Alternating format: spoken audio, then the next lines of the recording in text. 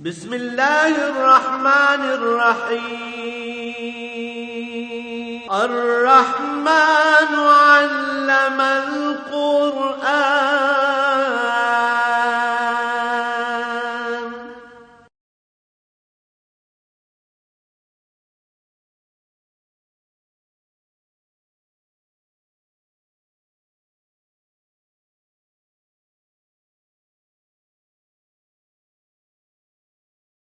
الحمد لله رب العالمين والصلاة والسلام على حبيبه محمد وآله وصحبه أجمعين. أعوذ بالله من الشيطان الرجيم. بسم الله الرحمن الرحيم. وأطيعوا الله وأطيعوا الرسول واحذروا فإن توليتم فاعلموا أنما على رسولنا البلاغ المبين. ليس على الذين آمنوا وعملوا الصالحات جناح فيما طعموا إذا ما اتقوا وآمنوا وعملوا الصالحات ثم اتقوا وآمنوا ثم اتقوا وأحسنوا والله يحب المحسنين. اللهم سبحانك لا علم لنا إلا ما علمتنا إنك أنت العليم الحكيم. مولاي صل وسلم دائما أبدا على حبیبک خیر الخلق کلہم.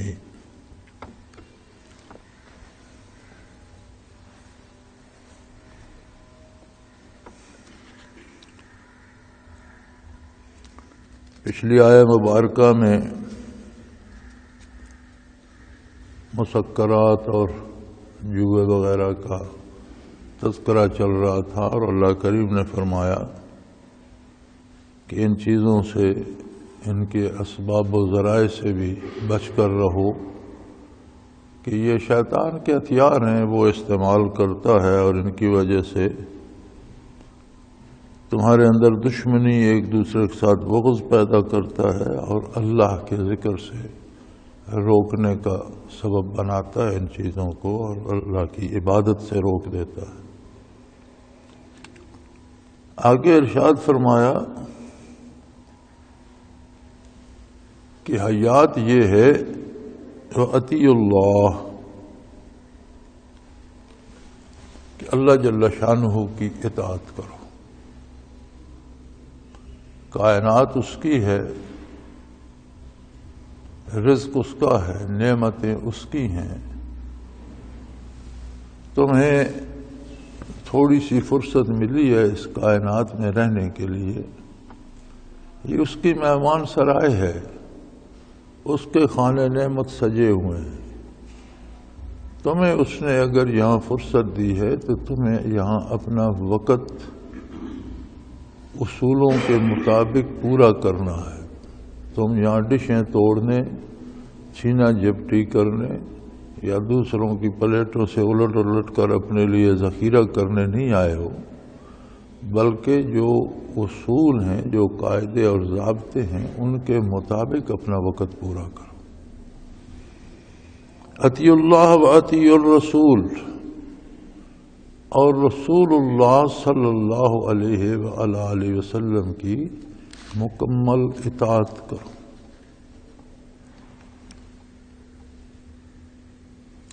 واحذروا، اور سخت احتیاط رکھو، بہت زیادہ احتیاط کرو کہ کہیں آپ صلی اللہ علیہ وسلم کے حکم کی خلاف ورزی نہ ہو جائے، کوئی طریقہ چھوٹ نہ جائے، کوئی ایسا کام نہ ہو جائے جو منشاء رسالت کے خلاف ہو.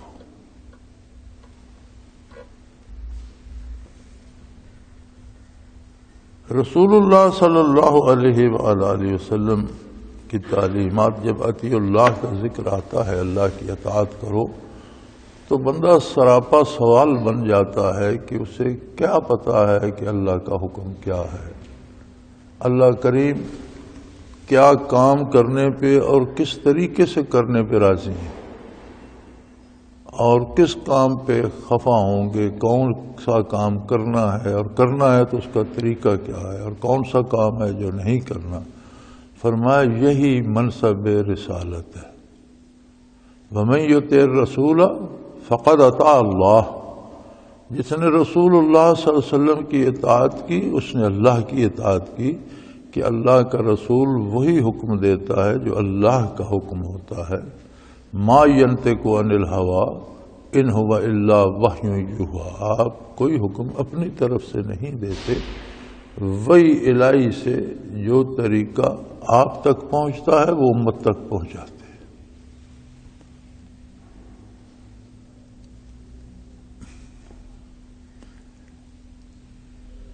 اب اگر تم اس دنیا میں بھی باعزت، خوشحال، پرسکون رہنا چاہتے ہو اور اس کے بعد والی دائمی زندگی میں بھی پرسکون، آرام سے، عزت سے، احترام سے رہنا چاہتے ہو، تو صرف ایک راستہ ہے کہ رسول اللہ صلی اللہ علیہ وسلم کی اطاعت کرو۔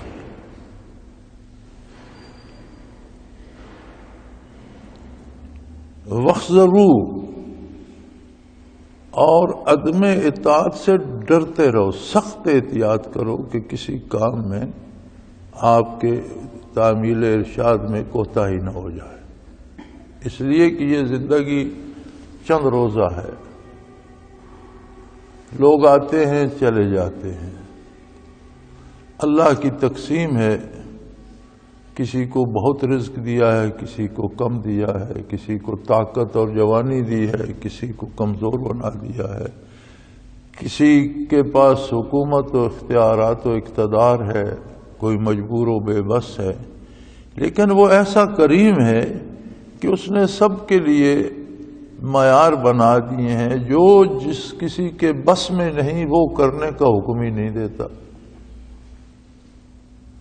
لا یکلف اللہ نفسا الا وسعها، کسی کو اس کام کے کرنے کا حکم نہیں دیا جاتا جو اس کے اختیار میں نہیں ہے، اور جو اس کے اختیار میں ہے وہ اسے رسول اللہ صلی اللہ علیہ وسلم کے حکم کے مطابق کرنا چاہیے۔ ایک بڑی خوبصورت بات اہل علم نے لکھی، اللہ ایسے لوگوں کی قبریں منور رکھے، وہ فرماتے ہیں کہ اگر صرف احکام پہنچانا، عبادات کا بتانا، حلال و حرام کا بتانا ہی مقصد ہوتا تو پھر شاید ہجرت کی ضرورت پیش نہ آتی، کیونکہ جو آئے کریمہ نازل ہوتی تھی حضور نبی کریم اسی وقت وہ بیان فرما دیتے تھے، اور یہ اتنا آسان کام نہیں تھا۔ یہ اللہ کے رسولوں کے حوصلے ہیں، اور انہیں وہ عظمت اللہ عطا فرماتا ہے، وہ ان کے ساتھ ہوتا ہے،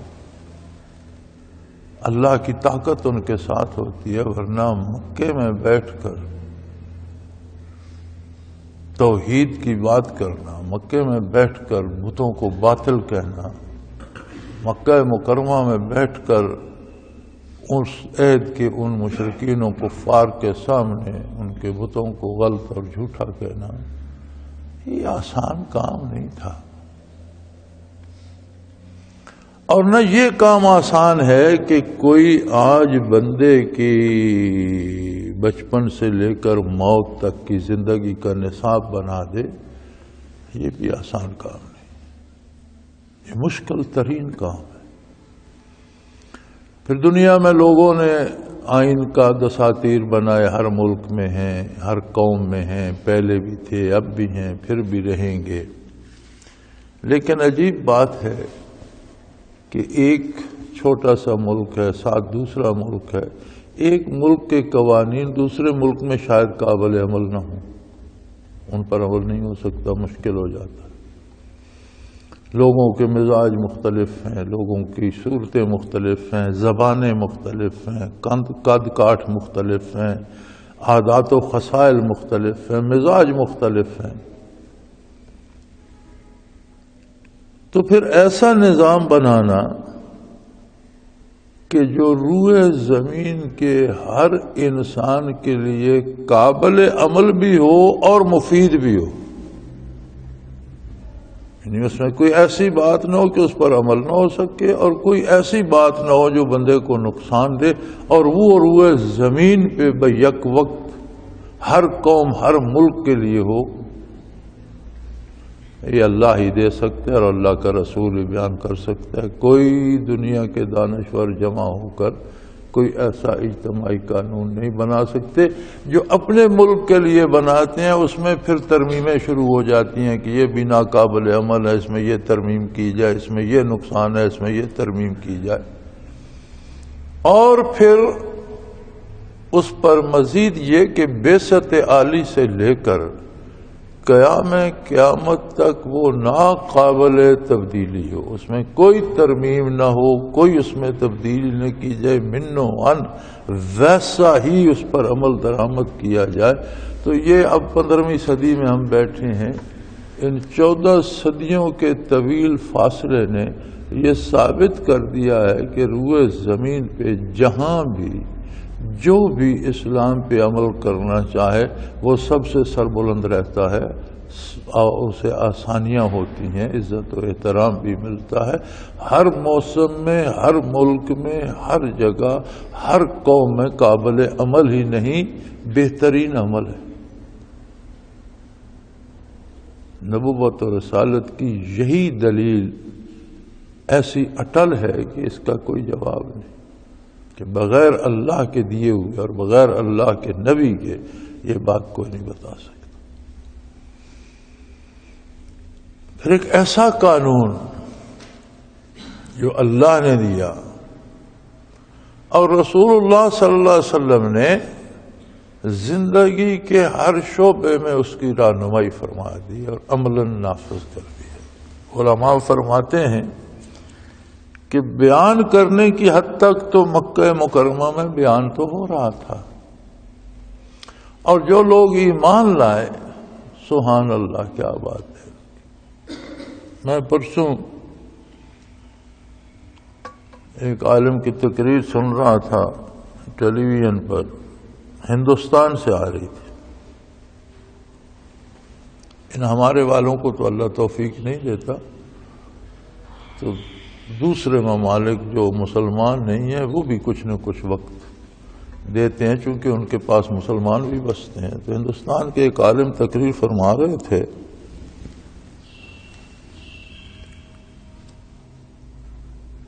اور بہت خوبصورت بات کی انہوں نے کہا دیکھو کیسے عجیب لوگ تھے کہ حضور حجۃ الوداع پہ جا رہے ہیں اور پتہ چلا کہ حضور حج پر جا رہے ہیں تو لاکھوں لوگ جمع ہو گئے، 1 لاکھ کے قریب مجمع تو مدینہ منورہ میں ہو گیا کہ ہم بھی ساتھ چلیں گے۔ کوئی نہ گاڑی ہے نہ موٹر ہے، زیادہ راہ کی مصیبت ہے، کسی کو سواری ملی تو گھوڑا ملے گا یا اونٹ ملے گا یا پیدل جانا پڑے گا۔ ان باتوں کو چھوڑو، حضور صلی اللہ علیہ وسلم کی معیت چاہیے، یہ باتیں ضروری نہیں ہیں۔ مینا میں عرفات میں علماء لکھتے ہیں کہ حجۃ الوداع میں 1,40,000 یا اس سے کم و بیش تعداد تھی، 1.5 لاکھ کے قریب صحابہ کرام اور صحابیات۔ جو نہیں جا سکے وہ ایک الگ بات ہے، جو جا سکے جو وہاں پہنچ گئے وہ تقریباً 1.5 لاکھ کے قریب تھے۔ بات جو انہوں نے کی وہ بڑی خوبصورت تھی، وہ کہنے لگے کہ عجیب بات ہے کہ وہ لوگ فاقہ مست ہیں، کھانا نہیں ملتا، پیاس لگتی ہے، سواری نہیں ملتی، پاؤں پھٹ جاتے ہیں، جوتے پھٹ جاتے ہیں، کپڑے پھٹ جاتے ہیں، بال گرد آلود ہے، اور جو کلمہ شکر ان کے منہ سے نکلتا ہے وہ ایسا قیمتی ہے کہ ملائکہ دوڑتے ہیں اسے لینے کے لیے۔ اور ایک آج ہم ہیں کہ جائیں بھی تو ہوائی جہاز ہیں، فرسٹ کلاس ہے، آگے کاریں ہیں، بہترین ہوٹل ہیں، کھانے پینے کا انتظام ہے، بہترین کپڑے لے کے جاتے ہیں۔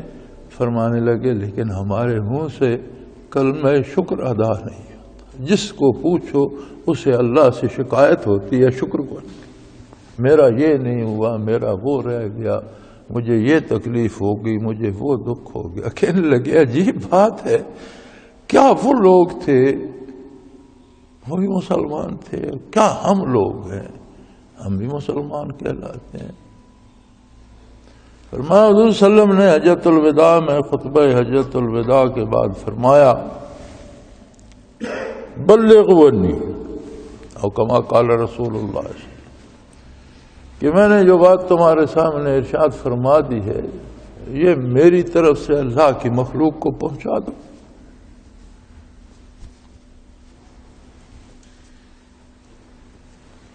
تو صحابہ کرام نے یہ نہیں سوچا کہ مجھے کہاں جانا چاہیے، کہاں میری واقفیت ہے، کہاں لوگ مجھے جانتے ہیں میں وہاں جاؤں، کس کے پاس ٹھہروں گا، کہاں سے کھاؤں گا، نہیں۔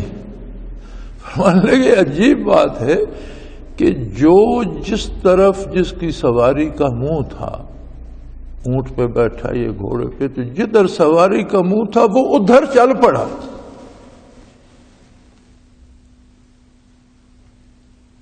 ہمارے تو یہاں پروگرام بنتے رہتے ہیں نا، پھر میں ان کا انتظام و انصرام ہوتا ہے، پھر ان پہ عمل بھی نہیں ہوتا۔ انہوں نے یہ نہیں دیکھا کہ کہاں لوگ میری بات سنیں گے، کہاں لوگ مجھے جانتے ہیں، میں کس طرف، نہیں، جس طرف جس کی سواری پر وہ بیٹھا تھا، جس طرف اس سواری کا منہ تھا وہ اس طرف چل پڑا کہ کوئی بستی تو آگے انسانوں کی ہوگی، حضور کا پیغام پہنچاؤں گا۔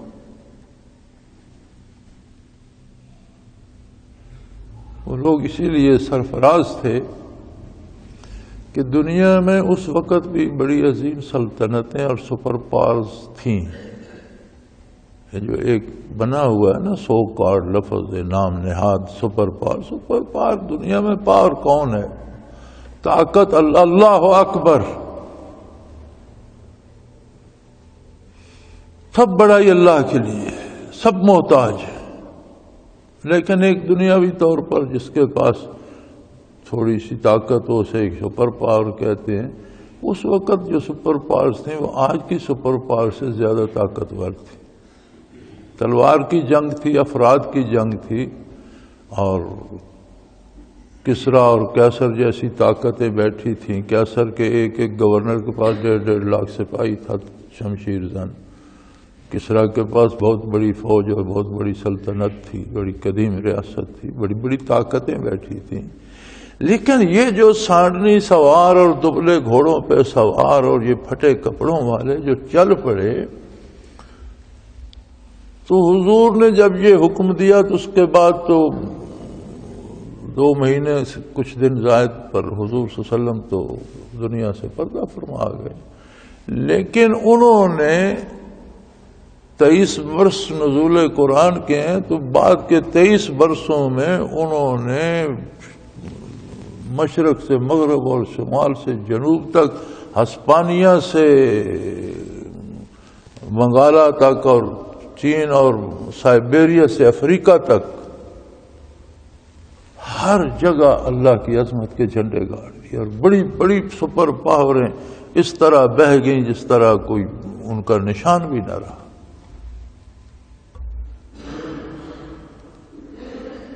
اور انہوں نے حق ادا کر دیا حضور کے ارشاد کا۔ تو علماء فرماتے ہیں کہ اگر محض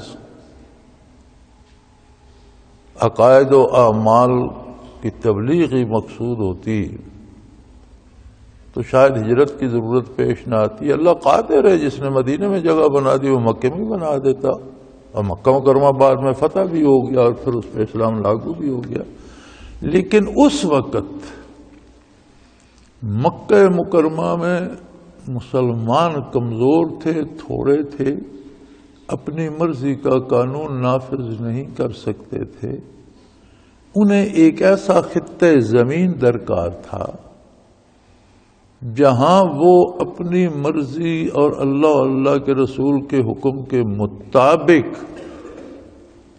اپنا پورا طرز حیات، طرز حکومت، طرز عدالت، طرز معیشت، طرز معاشرت پورے کا پورا نافذ کر سکیں، تو اللہ نے مدینہ منورہ کو پسند فرمایا۔ وہ اللہ جو 8 ہجری میں مکہ مکرمہ فتح کرا سکتا ہے وہ ہجرت کے وقت فتح نہیں کرا سکتا تھا. وہ تو قادر ہے جب چاہے جو چاہے کرے. لیکن اس نے ایک آزاد ٹکڑا عطا فرمایا اپنے نبی صلی اللہ علیہ وسلم کو جس پر کوئی ان کی نافرمانی کرنے والا نہیں تھا، اور وہ بنیاد بنائی اسلامی ریاست کی کہ آئندہ مسلمانوں کو کس طرح سے جینا ہے، کس طرح رہنا ہے، فوج کیسے ہوگی، پولیس کیسے ہوگی، عدالتیں کیا ہوں گی، رشتے ناطے کیا ہوں گے، دوستی کیا ہوگی، دشمنی کیا ہوگی، کمایا کیسے جائے گا، خرچ کیسے کیا جائے گا. تو یہ بھی ایک بنیادی وجہ تھی ہجرت محمد الرسول اللہ صلی اللہ علیہ وسلم کی. اور بھی بے شمار وجوہات ہیں. مکہ والے طاقتور لوگ انکار کر رہے تھے اور مدینہ منورہ والوں نے مکہ مکرمہ آ کر منت سے ماجت کی کہ حضور ہمارے ہاں تشریف لائیے، ہم جانیں دیں گے، بال بچے قربان کریں گے، ہم حاضر ہیں. اللہ نے ہمیشہ کی رفاقت ان کے حصے میں کر دی محمد الرسول اللہ صلی اللہ علیہ وسلم کی. تو یہ اللہ کی عطا ہے. لیکن ایک خطہ زمین ملا مسلمانوں کو، حضور صلی اللہ علیہ وسلم کو، اور وہاں پوری طرح احکام الہی کی معاشرے پر تنفیذ ہوئی. اگر جرم ہوتا تھا تو انصاف اللہ کے قانون کے مطابق مہیا کیا جاتا تھا. کوئی کاروبار کرتا تھا تو اللہ کے حکم کے مطابق کرتا تھا، نبی کے ارشاد کے مطابق کرتا تھا. کوئی رشتے ناطے کرتا تھا تو نبی صلی اللہ علیہ وسلم کے ارشاد کے مطابق کرتا تھا. کسی کو دشمنی ہوتی تھی تو نبی صلی اللہ علیہ وسلم کے ارشاد اور طریقے کے مطابق ہوتی تھی. زندگی صبح سے شام اور شام سے صبح تک اللہ کے رسول کی اطاعت کے سانچے میں ڈھل گئی. ہم نے بھی ہجرتیں کی، ہمارے پاس بھی مہاجر آئے، ہم نے بھی ملک تقسیم کیا. کیوں؟ ہمیں بھی بتایا گیا کہ ایک آزاد خطہ زمین چاہیے جہاں ہم مسلمان اسلام کے مطابق، اپنے عقیدے اور ایمان کے مطابق اپنا معاشرہ قائم کر سکیں. لوگوں نے مانگا، اللہ سے مانگا، لوگوں نے محنت کی، لوگوں نے قربانیاں، اتنی قربانیاں دیں لوگوں نے کہ لاکھوں لوگ، لاکھوں خاندان لٹ گئے، اجڑ گئے، گھر بار چھوڑا. اتنی لاشیں گری مسلمانوں کی کہ گدھوں نے اور کتوں نے انسانی گوشت کھانا چھوڑ دیا. اتنے سیر ہو گئے تھے اور اتنی لاشیں پڑی تھیں کہ گدھ بیٹھے ہوتے تھے درختوں پر اور انسانی لاشیں پڑی ہوتی تھیں، انہوں نے کھانا چھوڑ دی. کتنی بیٹیاں اغوا ہوئی مسلمانوں کی، کتنی عزتیں لٹیں. کیا یہ ساری قربانیاں اس لیے تھیں کہ وہی انگریز کا غلامانہ نظام مسلط رہے اور چند لوگ عیش کرتے رہے اور باقی پستے رہے اور ظلم بدستور چلتا رہے؟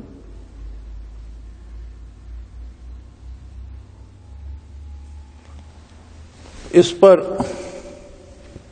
سوائے انا للہ و انا الیہ راجعون کہ کیا کہا جا سکتا؟ ہمارے دانشور، ہمارے سیاسی لیڈر، ہمارے آج کل کے جو رہنما بنے ہوئے ہیں، اور میں نے تو یہ میری بد نصیبی، میں نے تو کسی عالم سے بھی یہ نہیں سنا کہ کوئی یہ کہہ دے ٹی وی پر یا اخبار میں کہ بھی یہ انگریز کا بنایا ہوا غلامانہ نظام ختم کرو اور اسلام کا آبرو مندانہ نظام نافذ کرو. یہ کوئی نہیں کہتا. وہ جمہوریت کرتے رہتے ہیں. یہ سمجھ نہیں آتی کہ ان کی جمہوریت ہے کیا. ہم نے تو جب سے ہوش سنبھالا ہے اور پاکستان بننے سے پہلے کہ ہم ہوش میں ہیں، ہم نے تو یہاں شخصی حکومتیں ہی دیکھی ہیں. جو آتا ہے اسی کا توتی بولتا ہے، باقی اس کے گرد خوش آمدی ہوتے ہیں. کسی کا نام وزیر ہوتا ہے، کسی کا نام سفیر ہوتا ہے، سب نام کے ہوتے ہیں اور جو مرکز میں طاقت کا محور ایک بندہ بیٹھا ہوتا ہے، وہ فوجی ہو یا سولین ہو، فوجی مارشل لا ہو یا سولین ڈکٹیٹرشپ، وہ ہم نے تو گزشتہ 62 برسوں میں یہاں شخصی حکومتیں ہی دیکھی ہیں۔ یا کوئی آپ بتا دیجئے کہیں کون سی جمہوریت، اسی کا نام جمہوریت رکھا ہوا۔ جس طرح سود کا نام منافع رکھ لیتے ہیں یا مارک اپ رکھ لیتے ہیں، اس طرح کتے کو بکرا کہہ دو تو اس کا نام بدل گیا تو حلال ہو جائے گا۔ اسی طرح اس ظالمانہ نظام کا نام جمہوریت رکھ دو تو یہ حلال ہو جائے گی، جمہوریت بن جائے گی۔ جمہوریت ہے کیا؟ جمہوریت آئی کہاں سے؟ جمہوریت کب تھی؟ جب تک محمد الرسول اللہ صلی اللہ علیہ وسلم مبعوث نہیں ہوئے۔ تاریخ میں نکال کر کہیں دکھائیں کوئی لفظ جمہوریت یا کسی کی رائے کا کوئی تھا؟ بڑی حکومتیں بھی شخصی تھی، چھوٹی جو طاقتور ہوتا اس کی حکومت ہوتی تھی۔ بندے کے منہ میں زبان تو اسلام نے دی، ہر بندے کا بات کرنے کا حق ہے، رائے دینے کا حق ہے، اور یہ آزادی تو اسلام نے دی۔ خواتین کو عزت اسلام نے دی۔ آج کہتے ہیں جی اسلام آئے گا تو عورتیں تو برقعے میں بند ہو جائیں گی، تو تم کیا چاہتے ہو سب برہنہ ہو کر سٹیج پر ناچنا شروع کر دیں؟ یہ جمہوریت ہے؟ یہ بے لباسی جسے تم لباس کہتے ہو کہ چند ٹکڑے کپڑے کے بیٹیوں کے بدن پہ لٹکا دیے، جن سے بدن کا ستر نہیں ہوتا بلکہ اور نمایاں ہو جاتے ہیں نشیب و فراز جسم کے، اسے تم لباس کہتے ہو اور اسے تم جمہوریت کہتے ہو۔ اور اگر عورت چادر لے لے یا پردہ کر لے تو وہ تمہارے خلاف تعظیم ہو جاتا ہے۔ لیکن کسے کوئی کہے اس قوم کے اکابر اپنی بیٹیاں سٹیج پر نچا کر نیچے بیٹھے تالیاں بجا رہتے ہیں، اگر رہنما ایسے ہیں تو پھر کس کو کوئی کہے؟ اور پیچھے ہم ہیں، زندہ باد مردہ باد۔ آج پھر الیکشن ہو جائے پھر یہی لوگ جیت جائیں گے، ہم ہی ووٹ دیں گے، ہماری رائے ہوگی کہ نہیں یہ ٹھیک ہے۔ اگر یہ ٹھیک ہے تو پھر شکایت کیوں؟ پھر مرتے ہو تو مرو، مساجد میں بم پھٹتے ہیں تو پھٹیں، چینی نہیں ملتی نہ ملے، آٹا نہیں ملتا نہ ملے۔ وہ کیا ایک پروگرام ہوتا تھا انگریزی کا، یو آسک فار اٹ، یہ تمہاری اپنی خواہش تھی، ایسا ہو رہا۔ تو بھائی دنیا میں آپ کہتے ہیں جی مغربی اقوام مسلمان نہیں ہیں، مشرق کے بعید والے مسلمان نہیں ہیں، لیکن وہاں بڑا امن ہے اور وہاں بڑا سکون ہے اور وہاں بڑا ٹھیک، آپ کی بات ٹھیک ہے، لیکن ایک بات میری بھی سن لیجیے۔ مشرق مغرب یہیں تھے جب ظہور اسلام ہوا، کہاں امن تھا؟ امریکہ میں امن تھا، کینیڈا میں تھا، فرانس میں تھا، جرمنی میں تھا، یورپ میں، اسکینڈینیویا میں، انگلینڈ میں، کہاں امن تھا؟ قتل و غارت گری تھی ہر طاقتور، وسط ایشیا میں تھا، چین جاپان میں، کہاں؟ یہ وحشی قومیں تھیں، افریقہ میں تھا، یہ تو انسانوں کو شکار کر کے پکا کھاتے تھے۔ یہ آپ کے اس برے صغیر میں عورتوں کو زندہ جلا دیا جاتا تھا۔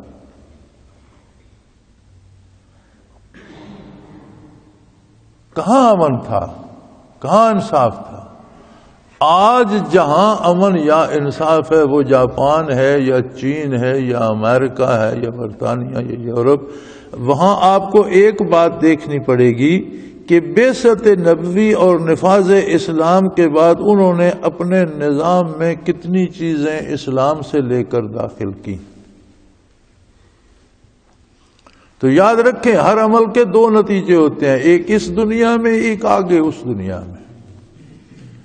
حضور کے احکام میں برکت یہ ہے کہ اس دنیا میں اگر کافر بھی ان پر عمل کرے گا تو اس دنیا کا فائدہ اسے بھی ہوگا۔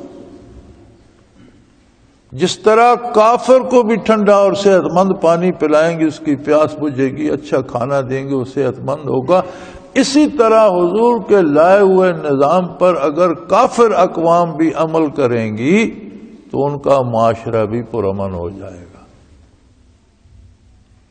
جہاں آپ کو امن نظر آتا ہے وہاں دیکھ لیں تجارت کے اصول، عدالت کے اصول، غریب پروری کے اصول، یہ جتنے ہیں وہ انہوں نے لیے ہیں محمد الرسول اللہ صلی اللہ علیہ وسلم سے اور مسلمانوں سے۔ کہیں کہیں انہوں نے خلاف ورزی بھی کی ہے، معاشی نظام میں انہوں نے اسلامی نظام کی بجائے سودی نظام رکھا. آپ لندن چلے جائیں، نیو یارک چلے جائیں یا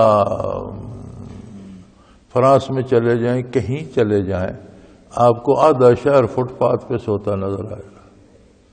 معاشی نظام سودی ہے. امیر امیر تر ہوتا جا رہا ہے، غریب غریب تر ہوتا جا رہا ہے. آدھا شہر وہ ہوتا ہے جو رات کو ایک دفعہ نیو یارک کا ایک دفعہ انہوں نے اندازہ لگایا تھا، وہ کہنے لگے 62% لوگ فٹ پاتھ پہ ہوتے ہیں.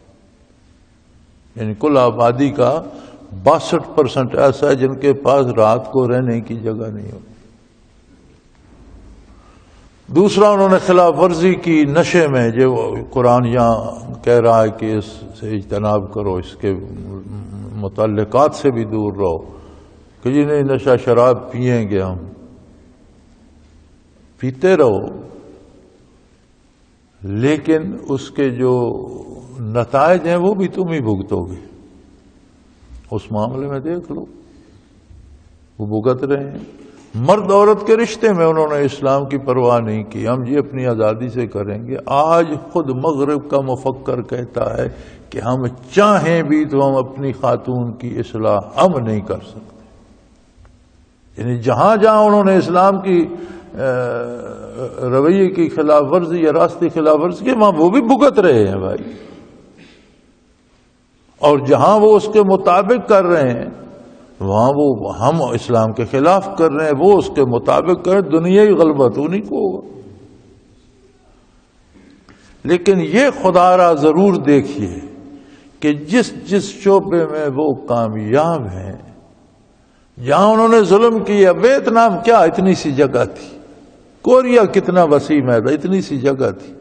مار کھا کھا کے امریکہ کے دانت کھٹے ہو گئے. عراق میں کیا رکھا تھا؟ کس کو امید تھی کہ عراق ریزسٹ بھی کر سکے گا؟ کوئی ایسا بندہ بتاؤ. مار کھا کھا کے حلیے بگڑ گئے. افغانستان میں 36 ملک زور لگا لگا کے بیٹھ رہے ہیں. کہتے ہیں پاکستان سے آ جاتے ہیں. یار پاکستان میں بندے مشینوں میں بن رہے ہیں کہ وہ چلے جاتے ہیں. جب تم نے حملہ کیا تھا تم نے کہا تھا 20,000 طالبان ہیں. آج 1,20,000 سے زیادہ مار چکے ہو، پھر کہتے ہو جی ملک طالبان کے قبضے میں، ہم تو چھونیوں میں بیٹھے، ہمیں باہر نہیں. کتنے کہاں سے آ جاتے؟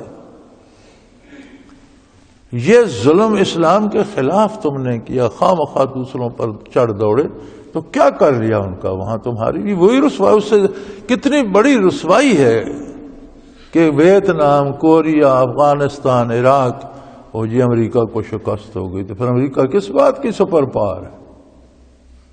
کسی ایک ریاست جتنے یہ ملک نہیں ہے، اور وہ 52 ریاستیں ہیں. کس بات کی سپر پاور ہے میرے بھائی؟ سپر پاور اللہ ہی ہے.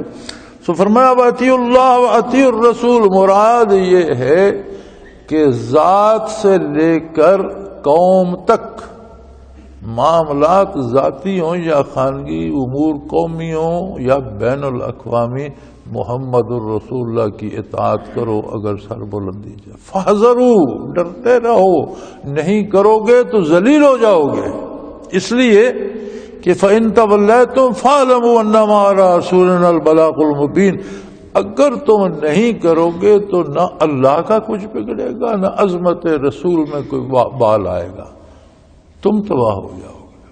فاحذروا، ڈرو اس وقت سے کہ تم اطاعت چھوڑ دو اور دنیا میں رسوا ہو جاؤ اور آخرت کی ناکامی بھی تمہارے گلے پڑ جائے.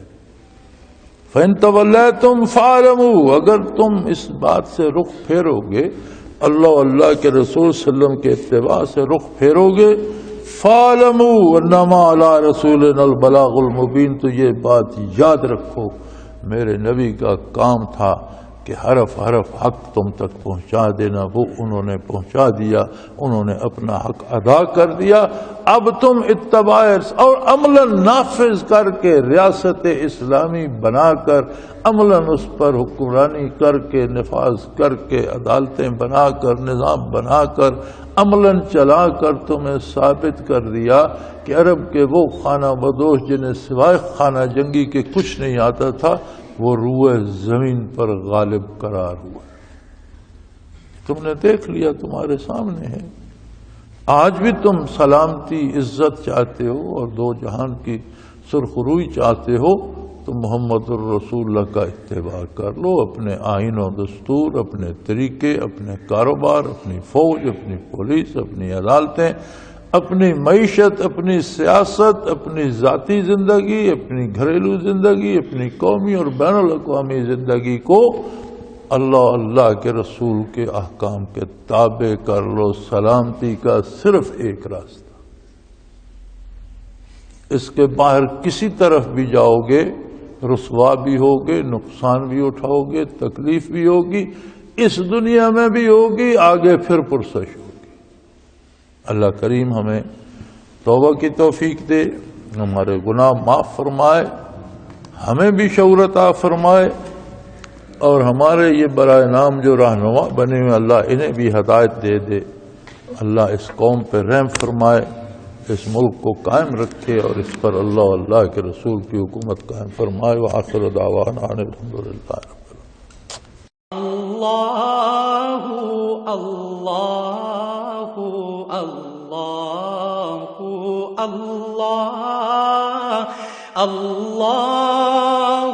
اللہ اللہ اللہ اللہ۔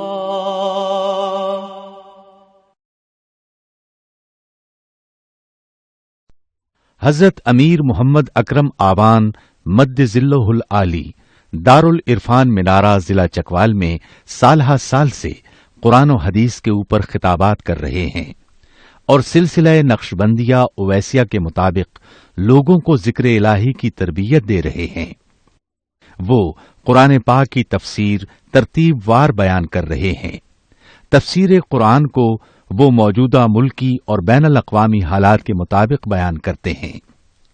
موٹر وے سے کلر کہار کے انٹرچینج سے نکلتے ہوئے کلر کہار کی جھیل سے ہوتے ہوئے میانی، بوچھال اور نور پور سے گزرتے ہوئے دارالعرفان منارہ پہنچ سکتے ہیں۔ حضرت امیر محمد اکرم آوان نے بچیوں اور بچوں کی دینی اور دنیاوی تعلیم کے لیے سقارہ اکیڈمی کے نام سے ایک درسگاہ بھی قائم کی ہے، جس کا افتتاح ملک پاکستان کے صدر جنرل محمد ضیاء الحق نے اپنے دست مبارک سے کیا تھا۔ وہ تمام احباب جو اسلام کی طلب رکھتے ہیں ان سے گزارش ہے کہ دارالعرفان منارہ ضلع چکوال میں امیر محمد اکرم آوان صاحب کے خطابات سے مستفید ہوں۔ وہ ہر جمعے کو نماز سے پہلے بیان فرماتے ہیں۔ ہر ماہ کی پہلی اتوار کو ماہانہ اجتماع ہوتا ہے جس میں آپ خصوصی خطاب فرماتے ہیں اور پاکستان کے چاروں صوبوں سے احباب اس اجتماع میں شرکت کرتے ہیں۔ اس کے علاوہ یہاں سال میں 2 مرکزی اجتماعات بھی ہوتے ہیں، ایک رمضان المبارک میں اعتکاف کا اجتماع اور دوسرا جولائی اور اگست میں 40 دن کا اجتماع ہوتا ہے جس میں روحانی تربیت کی جاتی ہے۔ اپنا خون سیماب دے کر اتنا ہم کر جائیں گے، نام آقا کا چمن میں پھر رقم کر جائیں گے۔